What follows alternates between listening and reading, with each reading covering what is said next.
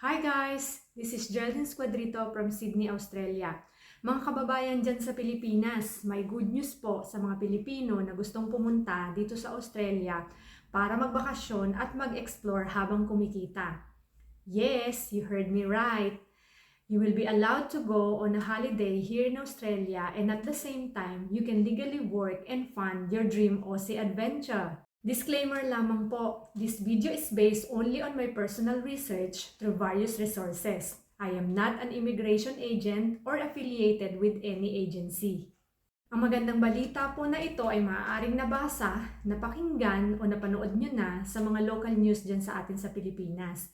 Pero kung hindi pa ay maaari po ninyo itong mabasa sa mga kilalang newspapers at sa mismong Presidential Communication Office or PCO website. Australian Prime Minister Anthony Albanese visited the Philippines last September 8, 2023 to give good news to the Filipino people. During his official visit to Malacañang, Prime Minister Albanese and President Marcos signed some Memorandum of Understanding or MOU. Work and Holiday Visa Agreement is one of the MOUs signed during Albanese's visit to the Philippines. Australia announced a new visa available for Filipinos called the Working Holiday Visa. Konting background lamang po mga kabayan. So ano ba itong Working Holiday Visa?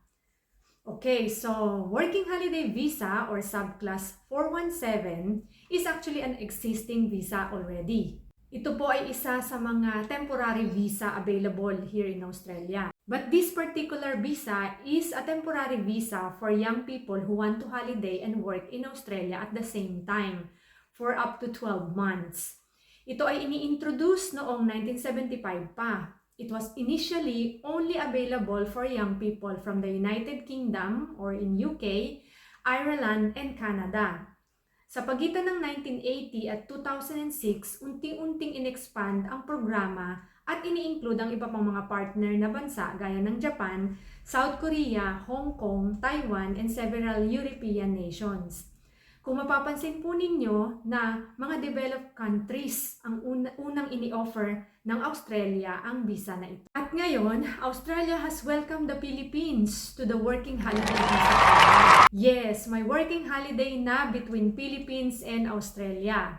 Magandang opportunity po ito para sa mga younger Pinoys and vice versa. Dahil ang mga Australian citizens din ay pwede na mag-holiday and to legally work in the Philippines at the same time. So both countries agreed to issue multiple entry visas allowing each citizen to work during their stay.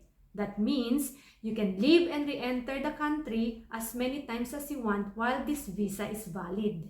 This new work and holiday visa arrangement will allow up to 200 Filipinos, young Filipinos and young Australians each year to enjoy a 12-month holiday in each other's country, during which they can undertake short-term work and study. So kailan nga ba magsisimula at matatapos ang programang ito?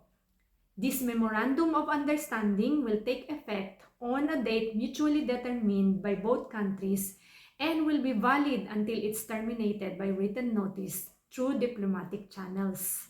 The Australian Embassy in Manila on September 12, 2023 announced in a statement that the date and details on how to apply will be announced in due course. Philippines will be an eligible country for the scheme next year with the exact date yet to be announced. So, pagkakasunduan po muna ng Australia at Pilipinas ang eksaktong date kung kailan pwede na ang bawat isang bansa na tumanggap ng mga applications. Most likely ay magsisimula sa taong 2024. So sa ngayon ay indefinite pa kung gaano katagal mananatili ang programang ito. What is the age limit for a working holiday in Australia? So may age limit nga po ba talaga ito? The visa arrangement is open to Filipino and Australian nationals who are 18 to 31 years old at the time of the application. So ito po yung isa sa downside ng visa na ito. May age limit po. Ideally for younger people. Another eligibility requirement is they must be graduates of tertiary education or have successfully completed at least 2 years of undergraduate study or post-secondary education. Ibig sabihin po nito ay college graduate or uni graduate or at least nakatungtong ng 2 years sa college or sa kolehiyo. They must meet health and character and national security requirements and have medical and health insurance for the duration of their stay. With this visa, the Australian Embassy said you can do short-term work in Australia to help pay for your holiday, study for up to 4 months, travel to and from Australia as many times as you want. You can do any kind of work on this visa. Usually, you can only work for some employer for 6 months. You can study up to 4 months or 17 weeks. So what's the cost of this visa? The work and holiday visa itself cost about 635 Australian dollars. That's around 22,000 Philippine pesos. And will give the holder at least 12 months of stay in Australia. Can I stay longer? Unfortunately, you cannot stay in Australia longer by extending this visa. If you want to stay in Australia longer, then apply for another visa. You could apply for a second working holiday visa if you are eligible. Yes, there is a second working holiday visa which is another 12 months of stay in Australia. Can I include my family? You cannot include family members in your application. You cannot be accompanied by dependent children while you are in Australia on this visa. How much money to show? One of the requirements is enough funding to support one's self while in Australia. The Australian Department of Home Affairs said this could be about 5,000 Australian dollars. So that would be roughly about 180,000 plus pesos.